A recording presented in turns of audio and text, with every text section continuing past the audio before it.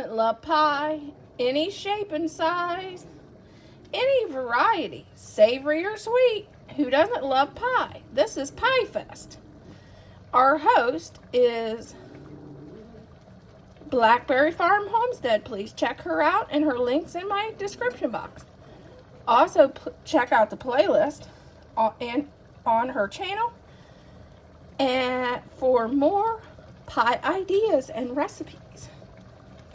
This dish is basically a cleaning up leftovers dish, which, you know, if you've been on my channel any time at all, I like to show how to use leftovers and how to use things in your pantry that people might not know how to use. Well, this is 1/2 of a rotisserie chicken and 1 thing of mixed vegetables, frozen mixed vegetables. I think these had peas and I think it had peas and corn in it. So that's what's in there. And 1 container of chicken stock, because my rotisserie chicken didn't have any stock, so I added a container of Costco's chicken stock. And we are going to just cook this until it boils. And when it starts boiling, we'll be back and we'll show you an easy step on how to turn these leftovers into a delicious meal that you would make. I'd make it even if it wasn't leftover, but you know, other words, making your leftovers better than they were before they were left over, which is always our goal. While this gets hot, I'm going to sprinkle in some onion powder. Maybe. It may clump in. Yeah, it clumped in.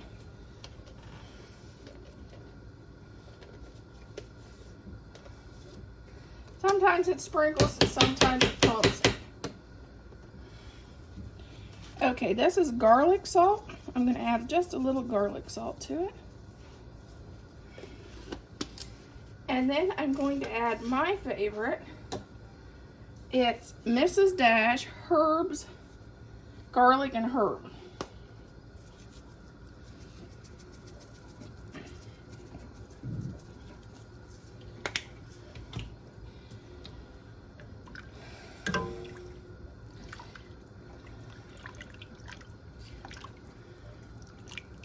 And if you don't think your chicken stock is really good, you could also add some better than bouillon at this step. Because sometimes I do, because I don't think my chicken stock is that good, and needs a little bit more chicken flavor. This would be the time to add it. Okay.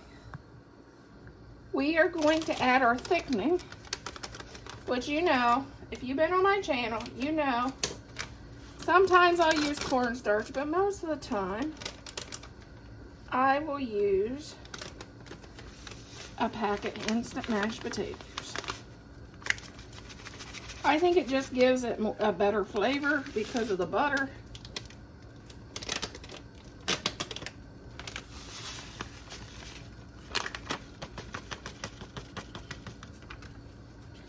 And I'm also going to add 1/4 of a cup of butter.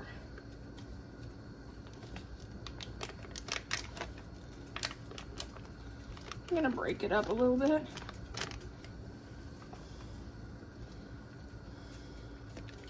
We will stir this in here.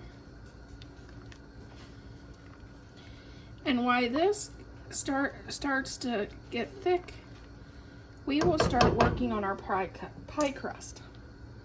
I'm cheating.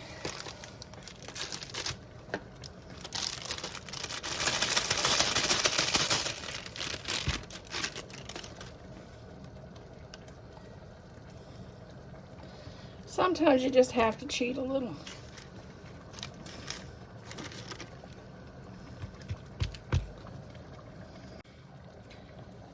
Let's slice our dough we're trying to make it even, but you know, I'm not perfect. I'm not good at making things pretty. But my stuff's pretty edible, so I guess you either have pretty or edible at my house. And it's not gonna be pretty.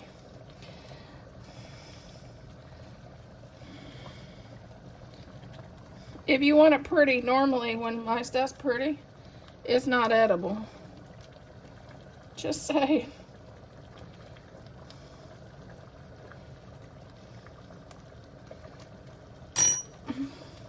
Our baking dish, which is going to be not fancy, just a regular tin, and I sprayed it with baking spray. Here is our filling, and it's in our cake shell, or our tin foil pan. And I'm going to tell you a secret. This recipe freezes very well. Actually, 2 of the pies that I'm going to do freeze very well.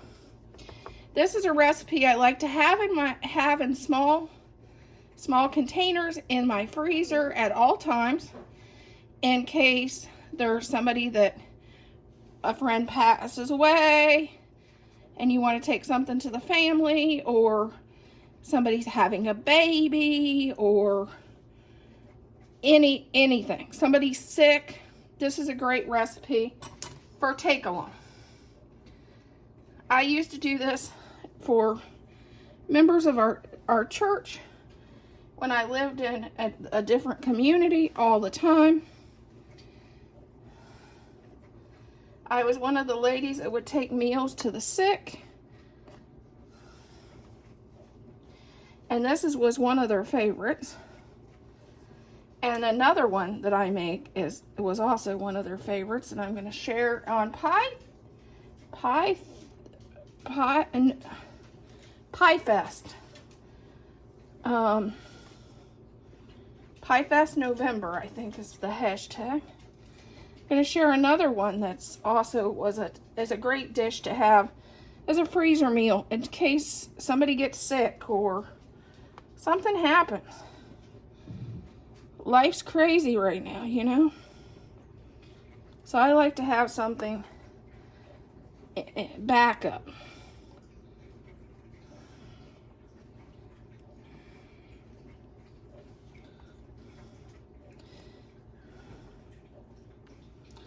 And there is we will bake this until the crust is brown, and you can either freeze this or serve it.